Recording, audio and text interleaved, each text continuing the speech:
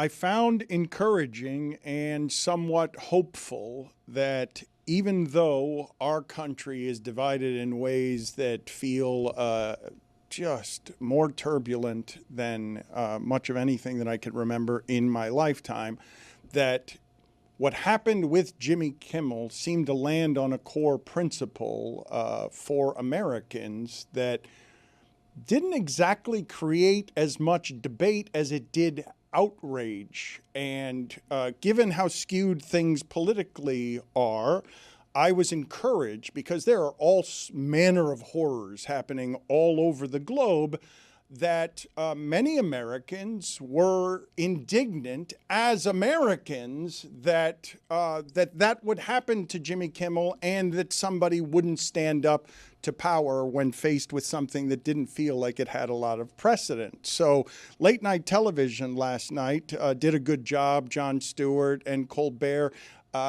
Jimmy Fallon can't keep up in this space. He's not as good at these things as some of the others are. But part of the reasons late night, beyond the ratings, is under duress is because largely late night has run left and run liberal. And we've always accepted that comedians, even though the one you liked, like Johnny Carson, who was benign and you allowed in your living room, or Jay Leno, make fun of power. That's a thing in this country that people care about. So David Letterman is, to me, the godfather of all of this stuff. I liked him a lot more than Johnny Carson because he was different than Johnny Carson. And he's the first person I ever saw on television criticize his employer and have the power to criticize his employer on the platform that the employer gave him. So I loved what David Letterman introduced me to when I was in college and I was watching late at night something that felt forbidden. I couldn't believe what it is that I was seeing. So Letterman was asked about what happened here with Jimmy Kimmel when he was on a panel, and he had a couple of things to say about it. And keep in mind, a lot of people are still running scared. They don't know what to say, because when you see that happen to Jimmy Kimmel, you no longer know where the lines are.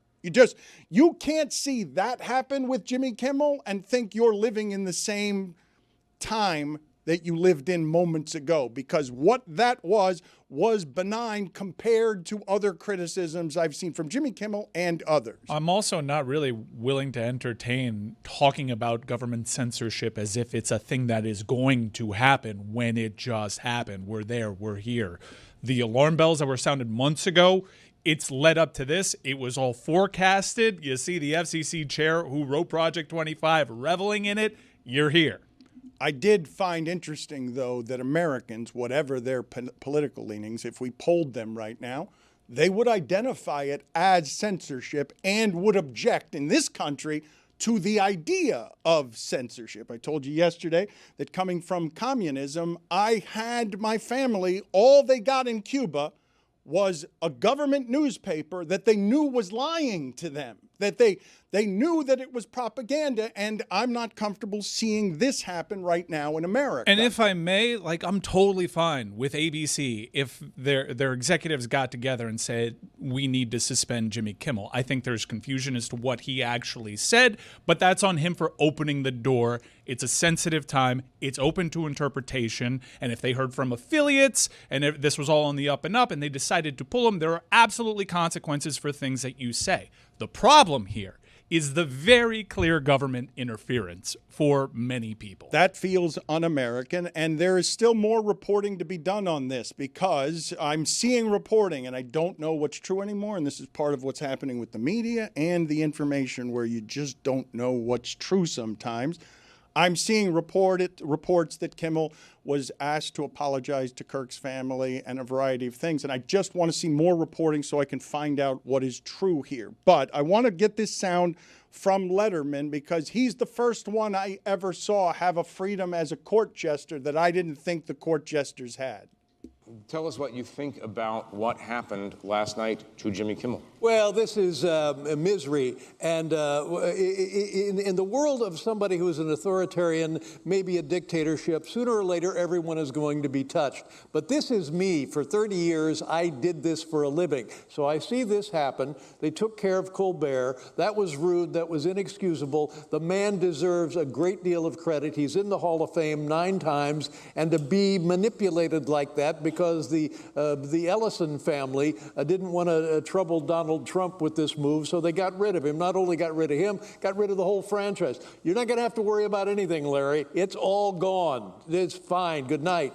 And then my good friend Jimmy Kimmel. I feel bad about this because we all see where this is going, correct? It's managed media, and it's no good. It's silly. It's ridiculous, and you can't go around firing somebody because you're fearful or trying to suck up to an authoritarian criminal administration in the Oval Office. That's just not how this works.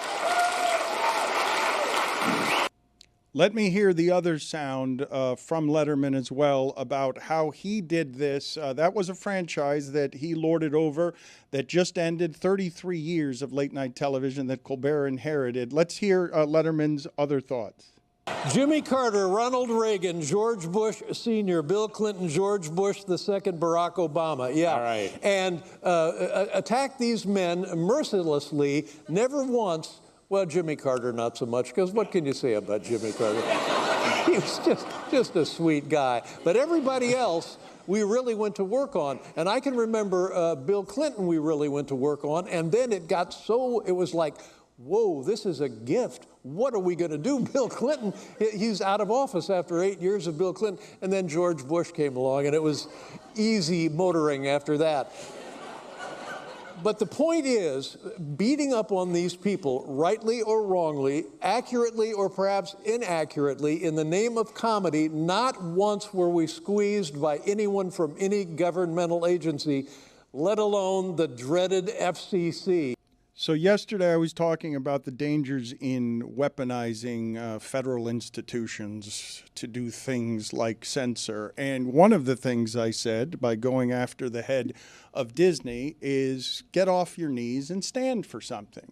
If you have power and money, use power and money. But the thing I wanted to ask you guys is, if you're in the position of running Disney and the argument from the leader of Disney is, I got to protect the company and I got to protect the money. That's my job. I'm asking you to go outside of your job and have some conviction beyond the felonious ones than the President of the United States has on the resume in terms of conviction. I'm requesting something of you that isn't technically part of the job, right? The job is to protect the money, yes? Like, even that the money is more important than freedom, correct? The business, the job as he has it, and this is his identity. Bob Iger, there were reports he was going to run for president of the United States, that he got so popular and got so strong and was so benign as a public figure. Is it an unfair request for me to say, get off your knees and stand for something? But they need that NFL merger to go through. There's an antitrust situation here that the Department of Justice needs to take a little look-see at. So if you're Bob Iger and you're getting pressure from the FCC, knowing that you got this other merger going on, what do? They're all exposed, and that's because what was in the 1970s, where there were 90 media companies and it was spread across many different, you basically have 5 people, 5 companies, 5 entities owning all of media now. But I'm asking you guys, what is the job and responsibility of the person running Disney in this circumstance when the affiliates are coming after a treasured employee, an employee? To protect their mergers. To protect everything, to protect all of the money. Like, obviously, this is all a follow the money situation, and you just mentioned that's a giant merger. The Disney has been in trouble here for a while because they have not been able quite to keep up with the changes. Disney is in a worse position than it has been, but getting the NFL and giving the NFL 10% of ESPN is a move of both smart and desperate. Yeah, it's a difficult position that Bob Iger's in. I think we'd all concede that, and we'd all like for him to do the right thing. I used to work for Disney and not crazy about ESPN. It's an impossible situation that they are, and I'd say it's BS that the onus to uphold the First Amendment is on them and not the federal government, And if I were them, I'd go on the offensive and say, how is this our call? Why are we pressured to make this call? This is a constitutionally protected right. And I'd really amplify and turn up the heat on what's going on right now with the federal government, because while they're all playing ball and protecting their interests, and yeah, that's sleazy, we're talking about the U.S. Constitution. We're talking about something that is associated with America. It is a fundamental principle. And when that government is actually applying the pressure to the private sector, therein lies the issue. That is un-American. Except that Rupert Murdoch doesn't seem to lack the stomach for this particular fight. Does he have? He's got so many interests, though, and like you could say, like he's got the one Epstein reporting situation over here that has had a lawsuit discussed, but he's also got plenty of other interests that have been willing and able partners of the current administration. So you guys don't expect anyone to stand up to the power here because of how compromised everyone is, because their leverage, if you're in a position where you have less power, as everyone does, than the federal government that's not interested in what was previous precedent or previous rules, if you've got less power, you have to bow because you still have plenty of power, but you're always going to have less than this entity. You're always going to have less power than the state. They're threatening to remove licenses. Like, this is what Donald Trump said this to a pool of reporters on Air Force One yesterday. These networks, they have evening news. They criticize me. They have licenses. They can't do that. This is something that he said. So you have to back down from that fight. You have to protect the money. You cannot stand for anything outside of protecting the money. Dan, I think I gave you a playbook. Like, you're in a difficult spot. So you turn it right back around on the federal government and make this a First Amendment issue. Yeah, Paramount couldn't even stand up for the news division at CBS News. I mean, 60 Minutes and what happened there. Like, I don't expect them to. They're going to end up bowing down to this man, and it's very unfortunate. Okay, so you bow down though, but you bow down without explanation. You don't even explain any of it to us. You don't even come out and say that. You don't explain to us in your voice that, hey, I can't do anything here. You have to no comment. You have to sit it out. You have to just keep paying the extortionist. I think. Well, we don't know what the game plan is here. This was a joke that was told on Monday, right? Well, we do know there's been silence in the explanation. That we know. Right. We know that we're all confused, and in the absence of an explanation, everyone is putting their own explanation in there. So I've seen reporting done on this that Jimmy Kimmel and ABC, they got together. Everybody acted super professionally. Emotions were not running high here. They were all trying to find what is obviously a very complicated solution to all this. There were reports that ABC is hopeful that Jimmy Kimmel and his show, remember, there is an entire employee base here that is also suspended right now looking for answers.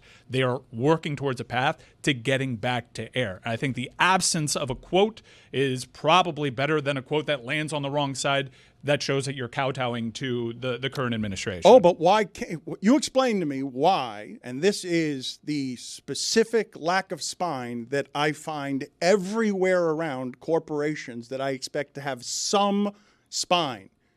Can you not come out and say, Jimmy Kimmel has been suspended indefinitely, but it's not because of anything that he said. It's because we're under duress from the federal government on our licenses, and we've suspended him indefinitely to protect him and this show and our merger. Can you be honest? Can instead of no commenting and hiding in the shadows and making it look like you're doing the weakest possible thing, can you offer us something in the way of an explanation, or you just have to hide from the bully? I'm sure that there is an explanation that they can give you that is more nuanced than just hide from the bully. But I mean, we were at Disney when they were impacted by, MAGA boycotts and ESPN is too woke. We've seen that sea change. We've seen it benefit these companies as some of those stances soften. And this is an emotional time with what happened to Charlie Kirk being terrible and all, and that seemingly being the catalyst. What happened to him being terrible. Yeah. And also, you have to be careful about how you're saying that some of what he said, much of what he said, was also terrible, because posthumously he leaves. He's more useful. He is more useful to MAGA this way. I mean, it's proven to be a catalyst to go in a certain direction that was forecasted in Project 25. So they've made no bones about how they try to use the FCC to influence certain things. And fighting back, essentially, has kind of been the stance, using this opportunity, as tragic as it is, to go at enemies and go at enemies of what they view as their movement is certainly something that they're seizing on. It's a very complicated thing. There's dollars and cents. They're a publicly traded company. They have this incredibly important merger that I'm sure internally they might be hinging their very survival on. So I don't know exactly how you handle it. I know how I think I would handle it, but I don't have all the data available to me. The problem here is that they're facing this crossroads. The problem is that they have to weigh, what does it mean if we try to protect our First Amendment rights? What does this mean for our merger? Because we know if we come out harshly on one side, we're not going to get this merger cleared because they're going to hold that against us. Therein lies the issue. Everyone understands the tricky position that they're in, and they shouldn't be in this tricky position because the FCC and the DOJ shouldn't be weaponized the way that they are. Tone, I will calm down. Agreed, but I just would like somebody, if you're not going to fight publicly, at the very least, how about you whimper some form of your truth instead of just being quiet because you don't want, in these emotional times, to fall on the wrong side of anybody. I'll push back there. People aren't being quiet. Did you watch what happened on late night? Stephen Colbert is still doing shows. Oh, I'm not talking. Jon Stewart is owned by Paramount. Jimmy Fallon did have a go. Everybody carefully, everybody smartly, everybody parroting what the situation that we now find ourselves in. But people are speaking out. I'm not talking about the people who are speaking out who are not responsible for this decision. I'm talking about somebody tell me what happened here, who made the decision in your voice with your name on it so we have a better understanding. And it's not left to the people at the other networks to do the fighting for you because you can't do it for yourself. I just want a modicum of truth or explanation from some of the principles, given that in sports, somebody makes a mistake in a game and we've got a microphone in front of their face right afterward and they're not allowed to no comment. They're not allowed to not be accountable about what just happened out there. Like, you can't do this stuff in the shadows and expect a public who wants information and doesn't trust the information it's getting with your truth. Yeah, but that athlete doesn't have to worry about being sued for $15 billion like the New York Times is right now.